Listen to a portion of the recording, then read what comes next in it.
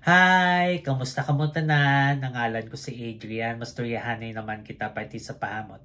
Ini nga pahamot nga luya ko istorya sa inyo subong tawag siya The Tux for Men and Women. Iyan ni siya ni Maison Alhambra. Pwede pa lalaki, pwede pa babayi, pwede pa sa tanan. Kag tanan nga pahamot muna kung tulokon. Kag eau de parfum ni siya botabalon isa ka baso kalayo bago ka masimutan. Ano ni siya klase nga pahamot? Bali, mainit kag makahang nga patchouli. Amo na siya kung simutan. Angay siya sa matugnaw nga panahon. Ang temperatura nga para siya is between 50 to 70 degrees Fahrenheit o kung 10 to 21 degrees Celsius.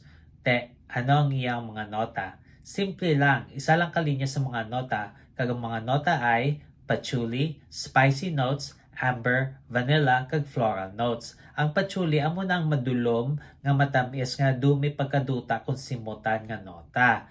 Tapos spicy notes wala gin lista kung anong mga pampakahang basta makahang siya.